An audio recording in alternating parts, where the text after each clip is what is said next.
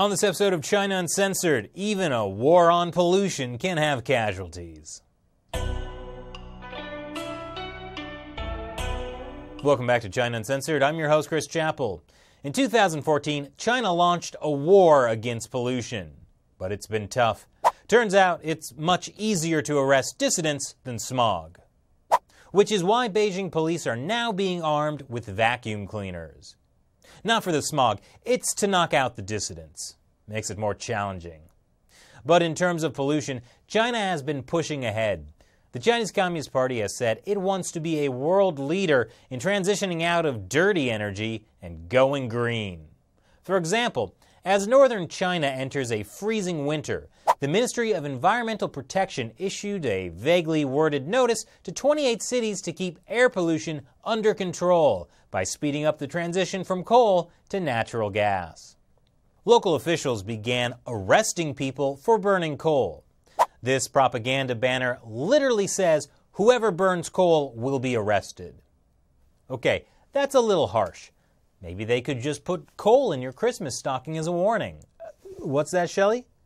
They don't have Christmas stockings in China. Okay, well, never mind then. Arresting people is obviously the next logical step. But anyway, it sounds good. Stop people from burning that dirty coal. After all, we're talking about pollution so bad that a University of Chicago study found it takes 3 years off the average person's life in northern China. And in exchange, Chinese authorities promised they would transition everyone to natural gas. Just one small problem. In a lot of areas, authorities didn't get the pipes set up in time. So when people started getting arrested for using coal, they didn't have any alternative. Well, except to freeze, I guess. And in places where natural gas was available, massive shortages made prices skyrocket. According to Tencent, one senior couple secretly burned coal for heat and died of carbon monoxide poisoning due to poor ventilation. Even in areas where natural gas and electricity are available, low-income families complain that they are too expensive. Stories of people burning sticks and corn cobs to keep warm have been going viral on China's internet. So have photos of children having class outside in their coats, because at least you can't be arrested for letting the sun keep you warm. For now. As Bloomberg put it, all this became another example of how China's bureaucracy can sometimes subordinate common sense to centrally mandated goals. The success of central planning. Here's how it works in China. The central government issues a high-level policy directive, like reducing the number of coal-burning households by 1.8 million in Hebei province. They don't care how officials in Hebei do it, as long as it gets done. And since whether you meet the central government's goals is tied closely to whether you get promoted, local officials are motivated to do anything they can to meet numbers. As one official put it, local officials also don't want to get blamed for not meeting the target. Yes, fear is a powerful motivator, and sometimes officials get too motivated. Like in Hebei, where they decided to reduce the number of coal-burning households by 2.3 million instead of 1.8 million, exceeding expectations, by leaving people with no heat and triggering a natural gas shortage.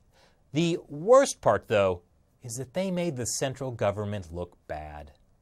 So now the Hebei officials have been trotted out to, guess what? Take the blame. What a backfire. Sadly, that's the only kind of fire that won't keep you warm. Let's just hope it doesn't also backfire for Apple CEO Tim Cook. While he was in China this month, he said China's environmental leadership is very clear and it aligns completely with Apple's values. Sounds like Apple's values might be a tad rotten. Oh, and another thing. Most of China's coal pollution doesn't even come from individuals burning coal in their homes to keep warm. It mostly comes from power plants and factories. And it just so happens that more than 70% of factories don't meet China's air pollution standards.